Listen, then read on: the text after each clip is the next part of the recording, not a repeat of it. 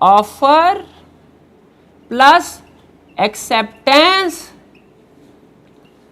Multiplied by 2 is equal to agreement.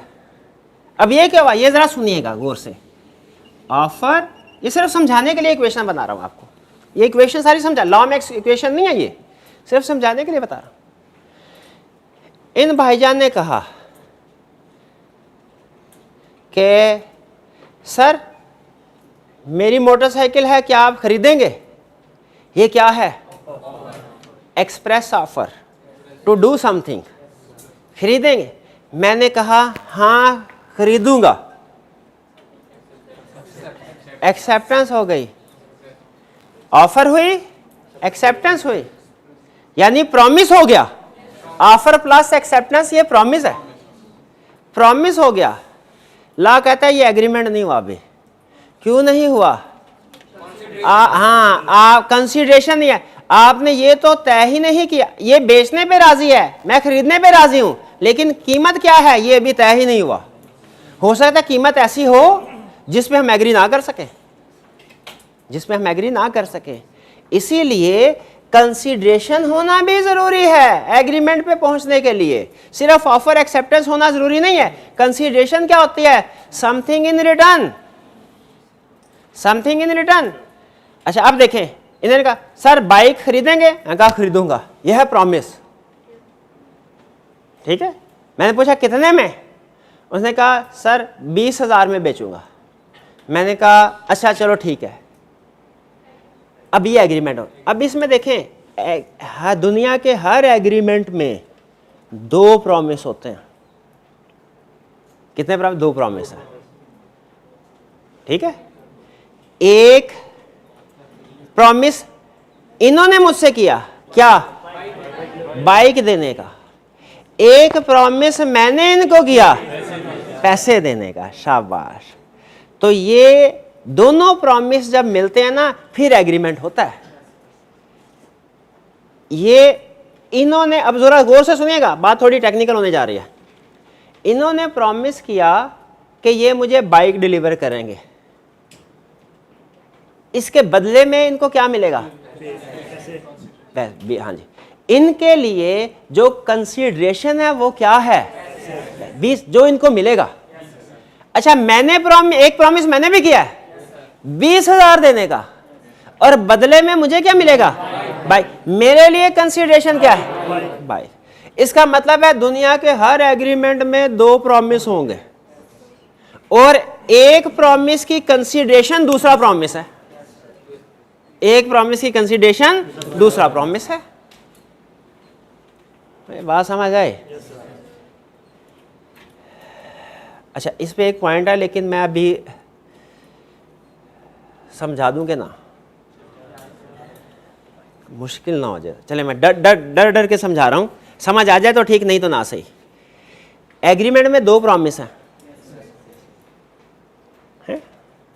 अच्छा 50 रुपए इनाम। उस स्टूडेंट को ये पूरा एग्रीमेंट समझ आ गया? मुझे बताइए इसमें, इस एग्रीमेंट में प्रॉमिसर कौन है और प्रॉमिजी कौन है? शाबाश। ये बहुत पहले किसने? शाबाश। ये उन तक प्राइज ट्रांसफर किया। शाबाश। दोनों प्रॉमिसर और प्रॉमिजी हैं। भाई वो कैसे? वो डिपेंड करता है प्रॉमिस के ऊपर।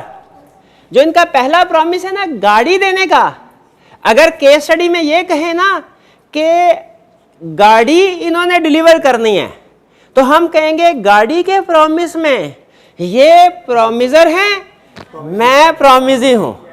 और अगर केस स्टडी में पैसे देने की बात करे, उसका जिक्र करे, तो अब एग्रीमेंट वही है, लेकिन अब प्रॉमिसर मैं हूं और प्रॉमिजी ये है, प्रॉमिजी ये बात समझ आई?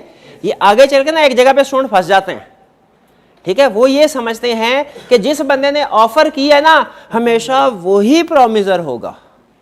वो डिपेंड करता है, वो डिपेंड करता है, ठीक है, पॉइंट ऑफ। लेकिन बहरहाल अगर ये आपको समझ ना आए तो कोई मसला नहीं। फॉर द टाइम बीइंग आप यही अज्यूम कर सकते हैं ऑफरर का मतलब प्रॉमिसर और ऑफरी का मतलब प्रॉमिजी। लेकिन चूंकि गिव एंड टेक हो रहा होता है दुनिया के हर एग्रीमेंट में, तो हर पार्टी, दोनों में से हर पार्टी एक प्रॉमिस कर रही होती है और दूसरी पार्टी के साथ प्रॉमिस किया जा रहा था। ये मेरे से प्रॉमिस कर रहे हैं कि ये मुझे बाइक देंगे और मैं इनके साथ प्रॉमिस कर रहा हूं कि इनको पैसे दूंगा। यहां तक क्लियर? अच्छा, ये हो गया एग्रीमेंट। अब इन शॉर्ट सिंपल रख रहा हूं कंसेप्ट को। ऑफर पता चल गया क्या है, एक्सेप्टेंस पता चल गया क्या है। ऑफर और एक्सेप्टेंस दोनों मिल जाए, एग्रीमेंट हो गया। ठीक है, हाँ, कंसीडरेशन भी है, यानी मैं यूं कह लीजिए 2 ऑफर प्लस 2 एक्सेप्टेंस, वो एग्रीमेंट हो गया। ठीक, बिल्कुल ठीक है। मुझे ये बताए कॉन्ट्रैक्ट क्या है, एग्रीमेंट क्या है? जब दो पार्टीज आपस में किसी चीज को तय कर ले, वो एग्रीमेंट है। कॉन्ट्रैक्ट क्या है? कि वो इन्फोर्सेबल बाय लॉ भी हो, इन्फोर्सेबल बाय लॉ भी हो। फर्ज कीजिए असाइनमेंट दी है, भाई कल असाइनमेंट नहीं करके आए, मुझे गुस्सा चढ़ गया, मैंने इनको सुपारी दी।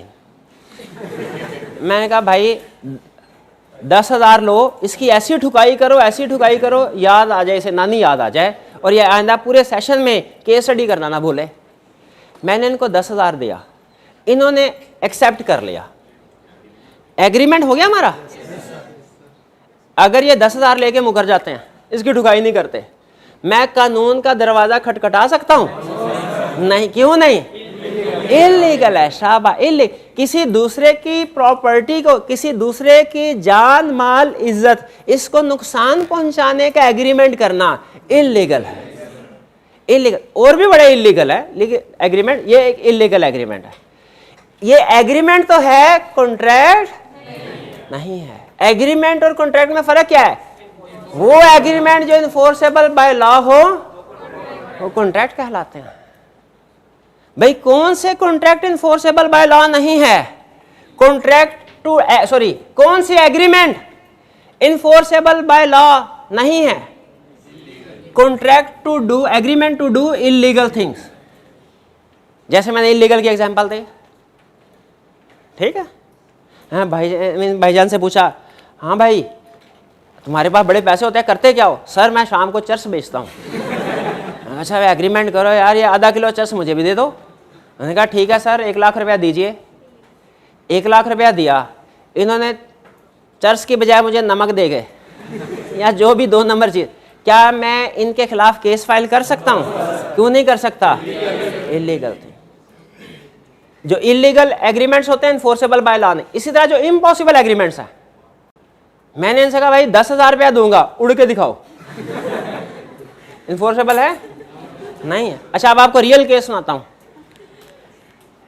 ये इंडिया, असल में कॉन्ट्रैक्ट पाकिस्तान और इंडिया ना दोनों में अप्लाई होता है हमारा। अगर आप देखें ना कॉन्ट्रैक्ट एक्ट, ये कोई 1872 के आसपास अप्रूव हुआ था। उस वक्त इंडिया और पाकिस्तान एक होते। तो बहुत सी एग्जांपल्स हमारी ऐसी हैं जो इंडिया से भी रिलेट करते हैं। तो एक आदमी का, एक बंदे मर गया और वो उसको शमशान घाट ले गए जलाने के लिए, और रिश्तेदार को बड़ा दुख था, आपको पता है, रो रहे थे वो।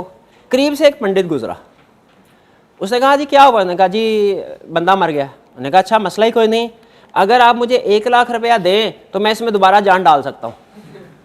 वो बड़े हैरान हो गए, ठीक है जी आप तो पहुंचे हुए पंडित लगते हैं। उन्होंने कहा मंजूर है। पंडित ने कहा लेकिन मेरी 2 शर्तें हैं।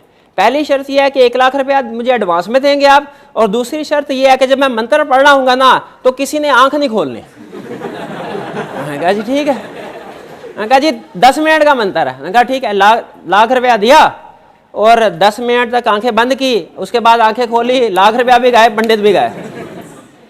अब मुझे बताइए, अगर कहीं पे फर्ज कीजिए ये पंडित उनके हथे चढ़ जाए तो क्या ये एग्रीमेंट इन्फोर्स करवा सकते हैं उससे? क्यों नहीं करवा सकते? अल्लाह कहते हैं agreement void. Agreement to do impossible things void है। मैं अगर इनसे कहता हूं भाई 1 मिनट के अंदर 10 सफ़े लिख के दिखाएं, इम्पॉसिबल। 1 घंटे के अंदर 500 किलोमीटर दौड़ के दिखाएं, इम्पॉसिबल थिंग। ये agreement to do impossible thing, ठीक है। अगर आप तैयार हो, अगर आप हाँ कह दें, मैं आपके लिए आसमान से तारे भी तोड़ लाऊंगा।